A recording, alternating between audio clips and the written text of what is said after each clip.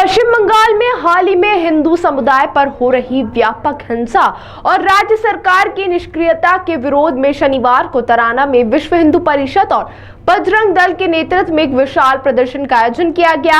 इस प्रदर्शन के अंतर्गत महामहिम राष्ट्रपति के नाम एक ज्ञापन स्थानीय एसडीएम राजेश बोरासी को सौंपा गया, जिसमें केंद्र सरकार से तत्काल हस्तक्षेप की मांग की गई।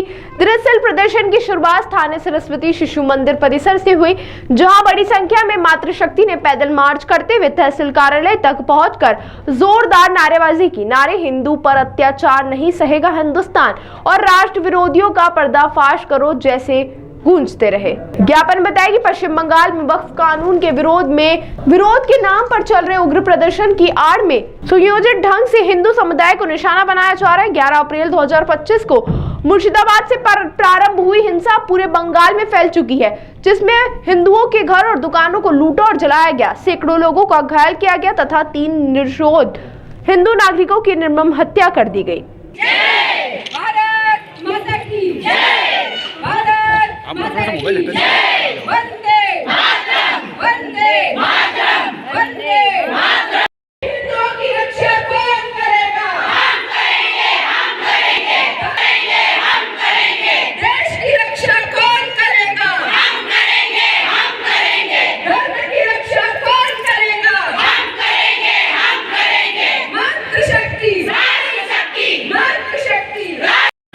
विश्व हिंदू परिषद ने पूरे देश में जिस प्रकार से पश्चिम बंगाल में हिंदुओं पर अत्याचार लगातार हो रहे हैं, बहनों का मानभंग हो रहा है, हिंदू बंधुओं के साथ भगिनियों के साथ अमानवीय अत्याचार लगातार हो रहे हैं।